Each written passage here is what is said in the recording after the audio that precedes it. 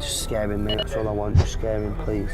I hope you're enjoying. 할로윈 데이 불과 2살 차이지만 토트넘의 선배인 카일 워커가 손흥민을 놀렸던 몰래 카메라는 2023년 현재 우리의 눈에는 다소 신기한 장면입니다. 만약 토트넘이 다시 비슷한 콘텐츠를 준비한다면 아마도 카일 워커의 역할을 손흥민이 차지하고 사레나 탕간과 같은 어린 선수들이 놀라는 장면이 연출될 것입니다. 2009년 토트넘에 입단한 카일은 당시 스쿼드에서 마치 현재의 손흥민 같은 터줏대감이었고 어린 선수들 모두에게 먼저 다가가는 성향이었습니다. 역시 지금의 손흥민을 떠올리게 하는 친근한 성격은 팀 내에서 그를 싫어하는 선수가 없게 만들었습니다. 잉글랜드 대표로 치른 무려 75경기의 A매치와 맨시티에서 거둔 영광은 그를 단지 친근한 형이 아니라 세계적인 선수이자 카리스마 가득한 베테랑으로 만들었습니다. 손흥민을 자신이 만난 축구 선수 중 가장 멋진 남자로 표현한 카일의 성격은 혼혈인 그의 뿌리에서 온 걸 알고 계신가요? 그리고 지금의 모습과 전혀 어울리지 않는 작고 연약했던 어린 시절 카일은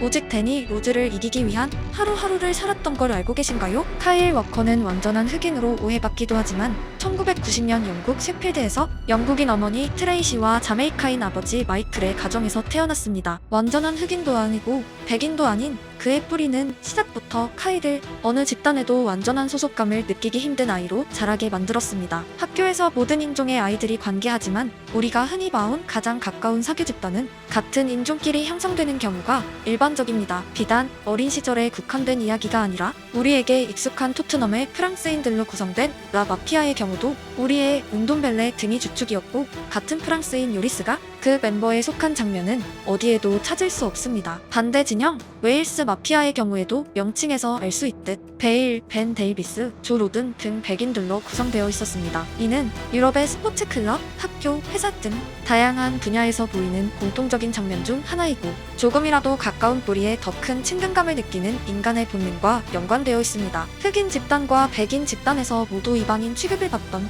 영국과 자메이카의 혼혈 카일에게 어린 시절의 유일한 행복은 축구였습니다. 하지만 그에게 축구가 직업이 될 거라 믿은 사람은 많지 않았습니다. 그가 7살의 나이에 셰필드 유스팀에 들어간 이유 또한 다른 천재 선수들과 달리 인종 차별반대 프로그램이었던 풋볼 유나이트의 일환이었습니다. 솔직히 말해서 어렸을 때 카일은 내가 상대한 선수 중 가장 작고 마른 선수 중 한 명이었어요. 카일 워커와 불과 한 달 차이에 태어난 동네의 슈퍼스타 데니 로즈의 기억입니다. 데니는 카일과 달리 100% 아프리카계였고 그의 신체는 어린 시절 이미 또래를 압도하고 있었습니다. 놀랍게도 센터포워드였던 연약한 카일 워커에게 데니는 자신이 가지지 못한 모든 걸 가진 소년이었습니다. 팀의 감독이 데니의 팀과 경기가 있을 때면 무승부만 거둬도 좋겠다고 전한 말을 여전히 기억하고 있는 일화는 카일에게 어린 시절 데니가 어떤 존재였는지 함축하고 있습니다. 데니의 팀과 경기가 있을 때면 언제나 그의 가까이에 가서 앉았고 서로 인사를 주고받았다는 카일의 말은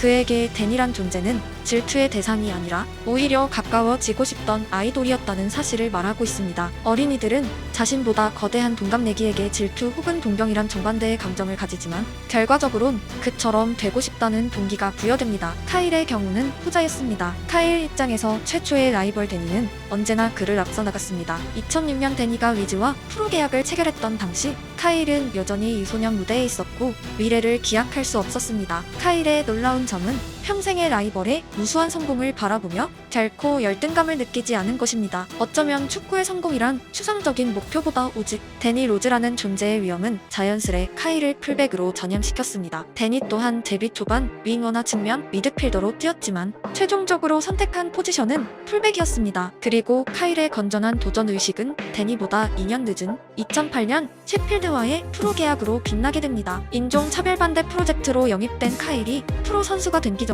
사실 하늘의 선물이 아니라 무려 11년에 걸친 작고 말랐던 카일의 온전한 노력 덕분이었습니다. 그는 더 이상 연약한 선수가 아니었고 엄청난 웨이트의 결과는 데니와 근사한 사이즈의 육체로 변모시켰습니다. 동네 친구들이 함께 프로가 된 이야기에 놀라기는 아직 너무 일렀습니다. 2007년 데니가 토트넘과 계약한 정확히 2년 후 카일도 뒤따라 팀에 합류하며 두 명은 생애 처음으로 같은 유니폼을 입게 됩니다. 하지만 두 명 모두 토트넘의 주전 경쟁에 살아남기엔 너무 어렵고 후 임대 생활을 보내며 프로에서도 서로를 상대하는 오랜 역사를 이어갑니다. 데니는 상대하기 참을 수 없을 만큼 끔찍해요. 그는 항상 내 주변에 존재하고 잠시도 쉬지 않아요. 어느덧 데니의 사이즈를 넘어설 만큼 벌크업한 카일은 여전히 어릴 적 우상에게 경외심을 가지고 있었고, 적어도 그에게 데니는 여전히 비교조차 되지 않는 동네의 슈퍼스타 그대로였습니다. 하지만 여기서 반전이 일어납니다. 카일은 저보다 크고 저보다 빨라요. 그를 막기 위해서 박스 밖에서 생각해야만 해요. 적어도 저에게는 카일이 리그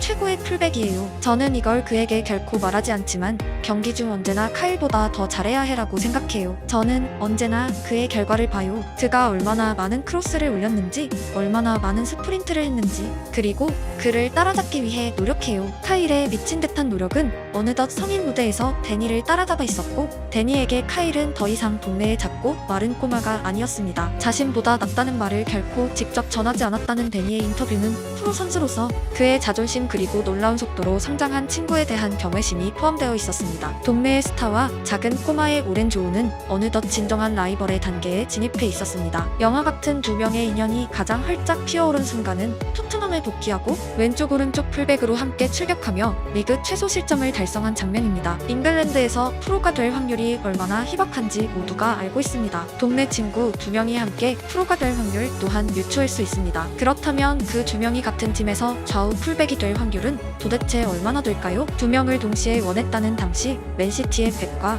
맨유의 무리뉴는 토트넘 풀백 조합의 강함을 상징하고 있습니다. 하지만 평생 데니를 쫓아온 카일의 질주는 의외의 방향을 향해 나아가기 시작합니다. 펩의 선택은 결국 카일 한 명이었고, 2017년 맨시티 이적은 더 이상 두 명을 라이벌로 묘사하기 어려운 초격차의 전주곡이 됩니다. 무리뉴는 토트넘에서 비로소 데니와 조우하였지만 그는 팀에서 배제되기 시작합니다. 다큐를 통해 무리뉴에게 맹렬히 따지는 데니의 모습은 평생 주목받는 선수로 성장한 그의 자존심을 생생히 보여주었습니다. 그의 삶에서 그 지점까지 패배감이란 감정에 적응될 만한 일화가 많지 않았습니다. 하지만 적어도 그가 카일의 친구라는 것을 상기시킨 장면은 역시 그의 언어를 통해서입니다. 카일이 평생 데니에게 그랬듯 데니는 리그 최고의 선수가 된 카일을 질투하지 않았습니다. 나는 카일이 얼마나 크고 훌륭한 피지컬을 가졌으며 빨라졌는지 믿을 수 없을 정도예요. 지난 몇 년 동안 그러한 변화를 지켜보는 것은 정말 놀라운 일이었어요. 이른 시간 화려하게 타올랐던 데니의 불꽃은 너무 빨리 꺼져버렸습니다. 토트넘과 무려 5년씩 장기 계약을 연장할 만큼 전도 유망했던 로즈는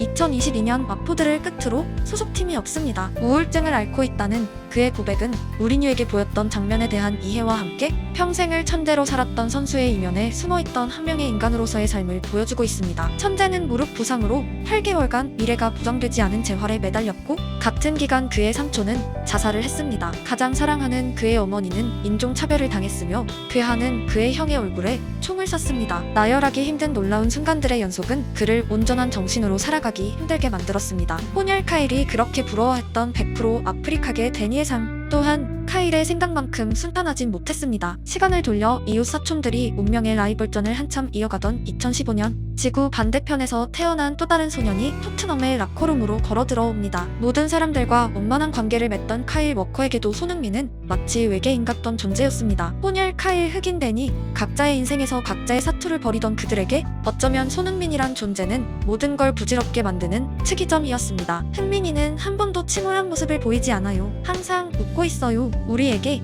긍정 에너지를 줘요. 우리 모두 침울할 때는 흥민이를 찾아가요. 그럼 흥민이는 웃고 춤추고 노래를 불러줘요. 그걸 보면 힘이 나요. 카일의 인터뷰는 손흥민이란 사람을 그대로 웃겨담고 있습니다. 영어가 완벽하지 않은 상태로 토트넘에 합류한 손흥민은 동양인입니다. 적어도 영국에서 태어난 카일과 데니가 느낀 소외감은 한국에서 온 손흥민이 느낀 감정과는 비교조차 될 수 없습니다. 하지만 손흥민은 언제나 웃고 있었습니다. 당신은 침울할 때 누구를 찾아가나요? 손흥민을 찾아가고 그를 통해 힘을 얻었다는 카일에게 그가 평생 겪은 힘듦과 고민들, 그리고 삶에 대한 주제의식은 적어도 손흥민 앞에서는 별로 중요하지 않은 것들이었습니다. 그가 웃으면 나도 웃어도 된다는 의식은 기나긴 대화가 아니라 상대의 입장과 공기를 통해 쉽게 스며들곤 합니다.